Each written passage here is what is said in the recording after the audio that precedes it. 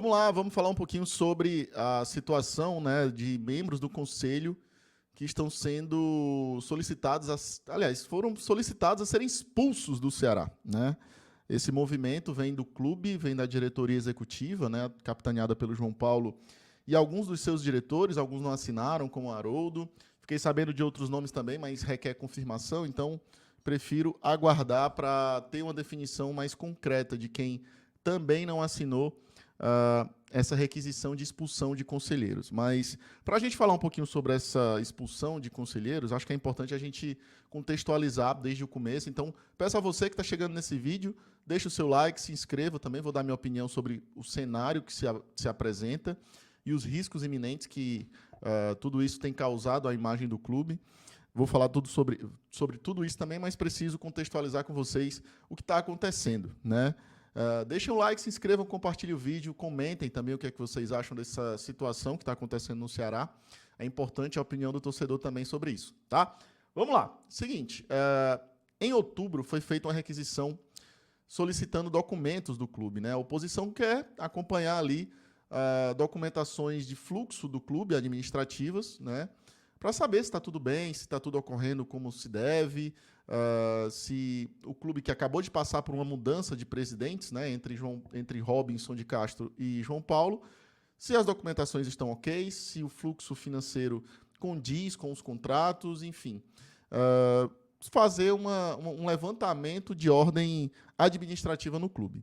Foi requisitado esses documentos, o clube postergou ao máximo o prazo de entrega dos documentos, demorou muito, e quando mandou documentos totalmente simplificados, que não diziam, de fato, o que estava acontecendo no clube, né?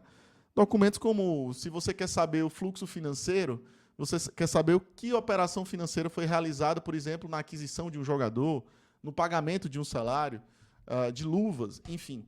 Mas aí só veio o extrato, né? Entradas e saídas. Não tem como você avaliar nada com extratos e saídas. Então, estou simplificando o como veio o documento, os documentos, como a oposição queria e como veio, né? Estou simplificando ao máximo para o torcedor entender, porque a didática aqui da minha linguagem não é para advogado, não é aqui para conselheiro que está envolvido no processo, eu estou falando com o torcedor do Ceará. Então, os documentos vieram muito simplificados, muito simplórios, diante do que foi solicitado pela oposição. A oposição se sentiu lesada e recorreu, por direito, à justiça para solicitar esses documentos. Aí, a juíza do processo deferiu um mandato de buscar os documentos no Ceará. O Ceará tem a obrigação de mandar os documentos para a oposição para que sejam avaliados. Então, é isso que está acontecendo agora. E aí, nesse meio tempo, né, veio a requisição do João Paulo de expulsar conselheiros. Dentre eles, Guilherme Magalhães, Evaldo Holanda, Germano Siqueira, Nilo Weber, Cássio Clévio, Ismael, enfim, dentre outros que eu não vou lembrar o nome aqui. Acho que o Paulo Vasconcelos está no meio também, enfim, não vou citar nomes aqui porque eu não tenho certeza de todos os nomes que estão envolvidos. Danilo Lopes, que vocês conhecem, também está entre os que estão lá. Então, veio essa requisição nesse momento, né? O que parece para o torcedor? Que o Ceará não quer entregar os documentos para a oposição. Esse é o cenário que está se parecendo que está acontecendo. Lembrando que eu vou dar minha opinião sobre tudo isso no final, tá? Não tem como pensar de outra forma. Não tem como você não enxergar de outra forma, até porque nós, de longe, só temos essas duas situações acontecendo. Os documentos requisitados a pedido do juiz e o Ceará pedindo a expulsão de quem pediu os documentos. É basicamente isso que está acontecendo.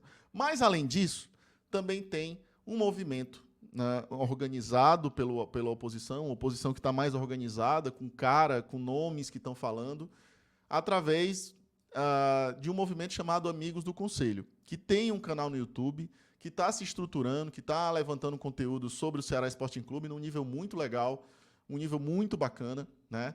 E que também tem um Instagram. Só que esse Instagram do Amigos do Conselho tem um modus operandi muito distante do conteúdo do YouTube. É um modus operandi um tanto quanto de guerrilha, de atacar a honra de pessoas, de expor, ameaçar pessoas, ameaçaram Israel Portela, trocaram farpas com o Guilherme Pequeno, de uma maneira muito baixa, muito rasteira. Só que é o mesmo bloco de oposição do YouTube, porque pelo menos o nome é o mesmo, Amigos do Conselho.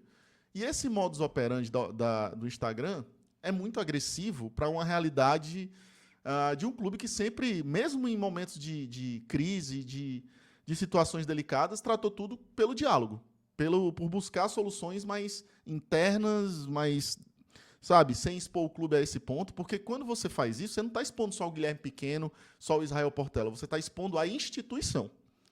E eu sinto que parece que querem desassociar, mas não tem como. Porque o Guilherme Pequeno hoje é o diretor administrativo, porque o Israel Portela é o diretor da base. Então você não está atacando só a honra dessas pessoas, você está atacando também ao clube. Então eu acho que esse modus operandi tem que levar uma certa atenção da turma do Amigos do Conselho. Eu não sei quem cuida, mas eu espero que isso sirva de reflexão e de feedback. Tá? Eu acho que esse não é o modus operandi de uma empresa. Não é assim que a gente trabalha numa empresa. Não é assim que o mundo financeiro, o mundo econômico, o mundo administrativo trabalha. Eu confesso, até um pouco horrorizado, porque é muito distante da conduta do Amigos do Conselho do YouTube. É muito distante. Então, assim, esses movimentos também acirraram a solicitação de expulsão de conselheiros do Ceará Sporting Clube. Não foi só por conta da requisição dos documentos. Mas, o que é que eu acho de tudo isso, né?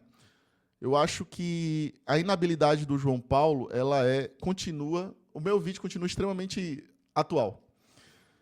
Tudo isso, por mais que fira a honra de Guilherme Pequeno, de Israel, João Paulo, essa briga política não leva a nada, né? E eu acho que o papel da diretoria é apaziguar os ânimos, é tentar pacificar, é tentar dialogar, é tentar conversar, explicar, trazer à luz do debate, se colocar à disposição, tentar dialogar de qualquer forma. E eu não vejo o menor esforço do João Paulo de tentar fazer isso, porque ele não tem capacidade disso. Ele não tem habilidade para isso. Então, é delicada a situação, porque a gente está com uma pessoa que tem uma limitação mesmo de capacidade. E aí, por mais que o João Paulo seja, na vida pessoal, um cara extremamente sereno, quando você encontra seu limite, e o João Paulo já encontrou o limite dele como presidente há muito tempo, porque ele não tem muita capacidade de ser presidente do Ceará, ele recorre aos meios formais, né? Ele se esconde atrás dos meios formais, do que o direito de ser presidente o permite fazer, né? E eu vejo que é um movimento, na minha visão, estúpido da diretoria do Ceará, desqualificado, e que, pelo contrário, demonstra desespero, demonstra falta de preparo. Esse é o recado que estão passando. Pode até não ser o recado que estão querendo dar. E aqui não me importa se depois vão vir querer me explicar. Não, Carlos, veja bem, não é bem assim. Não estou falando sobre vocês. Estou falando sobre do que vocês estão vendendo de imagem. E vem aquele outro ponto. Eu não falei da oposição? Modus operandi, Instagram e tal. Um movimento desse também desestabiliza o clube. Também expõe o clube, né? Expõe o clube para jogadores, para conselheiros, para a imprensa, para o mercado.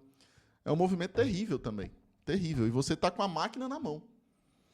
Então, os dois lados têm erros, né? Os dois lados têm coisas boas, coisas ruins, só que não dialogam. E aí essa briga se acirra. É lamentável, mas acho que a situação, João Paulo tem mais culpa de tudo isso que está acontecendo. João Paulo é inepto para o cargo, não tem capacidade, e eu temo muito pelo futuro do Ceará com o João Paulo à frente. Temo muito mesmo, assim. A Brax anunciou que não vai renovar os direitos de transmissão para 2024 e a gente não tem o dinheiro da Liga. Como a gente vai pagar o salário dos jogadores? Se ele provisionou o recebimento desses dinheiros para o primeiro semestre e o pagamento da folha em dia, baseado nesse dinheiro.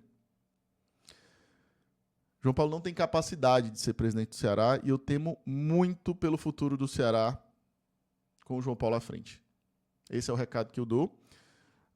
Não quero, através desse vídeo, e deixo isso muito claro, me posicionar sobre ordem política. Eu não tenho todas as armas para falar que eu estou do lado de um e do outro. Sei que eu não concordo e não compactuo com a capacidade do João Paulo. Não tem condição de ser presidente do Ceará, mas admiro muito o trabalho que o Haroldo vem fazendo. Eu espero que isso tudo não respingue no trabalho do Haroldo Martins, que para mim é a pessoa que hoje é a mais qualificada dentro do Ceará Sporting Clube para qualquer área, né? Mas eu espero que isso não respingue no trabalho dele, né? Essa briga toda aí não respingue nos jogadores e que isso não atrapalhe o dia a dia da rotina do futebol. Mas o João Paulo é temerário para o futuro do Ceará e eu espero que as coisas se resolvam através de pacificação. Não sei como, não sei quando, mas espero por dias melhores em Porangabuçu. Beleza? Quero ouvir a opinião de vocês, deixe um comentário, se inscrevam aqui no BPR, é importante demais ouvir vocês também por aqui. Agradeço aí a todo mundo que está no vídeo. Valeu, bora vozão, bora porrada.